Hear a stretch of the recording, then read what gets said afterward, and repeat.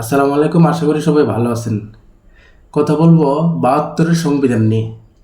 এই যে ৭২-এর সংবিধানের কথা সবাই বলে যে একটি পক্ষ চায় যে ৭২ সংবিধান থাকুক, একটি পক্ষ চায় ৭২ সংবিধান থাকবে না।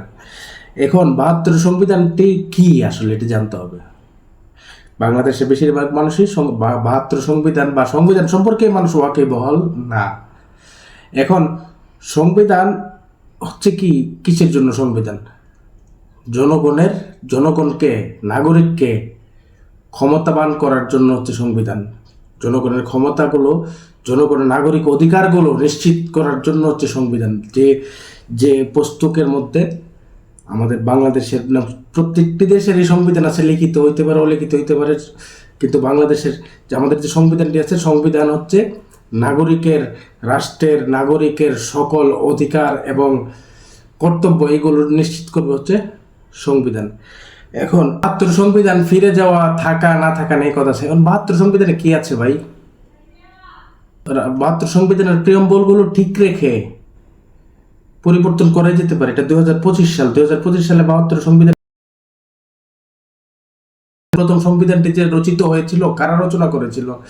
সংবিধান কমিটির সভাপতি ছিল ডক্টর কামাল হোসেন। এখন ডক্টর কামাল হোসেন কে ছিল? আমি আমার লাইভে বলেছিলাম, ডক্টর কামাল হোসেন ছিল বঙ্গবন্ধুর শিষ্য।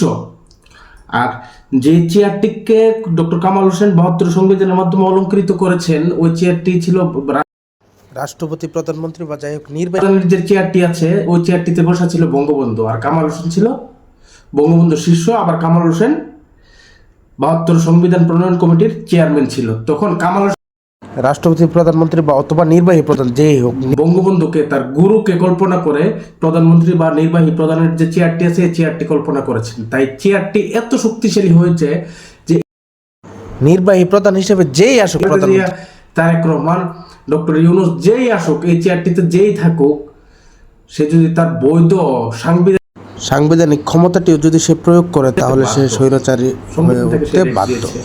আমাদের বর্তমান এক্সিস্টেন্স যে আছে, আমাদের যে সংবিধান আছে, এই সংবিধান কি জনগণকে ক্ষমতাবান করে? আমাদের সংবিধান কি বা আমরা কি জনগণকে জানাতে পেরেছি যে তোমার এই অধিকার? যেই সংবিধান জনগণের অধিকার নিশ্চিত করে না, যেই সংবিধানের প্রতিষ্ঠানগুলো নিরপেক্ষ স্বাতন্ত্র্য প্রতিষ্ঠান গড়ে ওঠার ক্ষেত্রে কাজ করে না, সেই সংবিধান সংস্কার প্রয়োজন, অবশ্যই প্রয়োজন। আমি চাই, এবং বাংলাদেশের সচেতন নাগরিক সবার চাওয়া উচিত, সংবিধান পরিবর্তন করা যাবে না এমন কোনো ঈশ্বর অথবা আল্লাহ কর্তৃক প্রদত্ত নাজিলকৃত কোনো পুস্তক নয় যেটি সংস্কার করা যাবে না। সংবিধান অবশ্যই সংস্কার করা যাবে। কিছু কিছু মূলনীতি আছে, আমার স্বাধীনতা, আমার বঙ্গবন্ধু, আমার মুক্তিযুদ্ধ, আমার 30 লক্ষ শহীদ, 2 লক্ষ মা বোনের সম্ভ্রম, এই বিষয়গুলো আনটাচেবল রাখতে হবে। তার নিরপেক্ষতার জায়গাটি আনটাচেবল রেখে বাকি সব কিছুতে আমার হাত দেওয়া যাবে, করা যাবে। 2 টার্মের বেশি কেউ প্রধানমন্ত্রী বা নির্বাহী প্রধান থাকতে পারবেন না। এই বিষয়টি করতে হবে, মানুষের কাছে পৌঁছে দেওয়া, যে মানুষের যে অধিকারটুকু আছে, এই অধিকারটুকু কি কি, তারা কি কি কোন অধিকারগুলো ভোগ করবে, কোন কাজগুলো করবে না, নাগরিকের কাছে প্রয়োজন। সংবিধান যে সংবিধান জনগণকে শক্তিশালী করবে, সেই সংবিধান আমাদের প্রয়োজন। যে সংবিধান শুধু রাজনৈতিক নেতৃত্বকে শক্তিশালী করবে, এই সংবিধান তো আমরা চাই না। রাষ্ট্রের নাগরিক হিসেবে, রাষ্ট্রের মালিক হিসেবে, রাষ্ট্রের মালিক সর্বস্ব হতে হবে। রাষ্ট্রের মালিক নাগরিক, এবং নাগরিক জনগণ হবে। কোনো ব্যক্তির অলঙ্কৃত চেয়ারকে যখন অলঙ্কৃত করা হয় সংবিধানের মাধ্যমে, তখন ওই ব্যক্তি স্বৈরশাসক হয়ে ওঠে। ওই ব্যক্তির আশেপাশে অনেক সভাসদের সৃষ্টি হয়, যারা জি হুজুর একটি প্রজন্মের সৃষ্টি হয়। আমরা দেখেছি গত 17 বছরে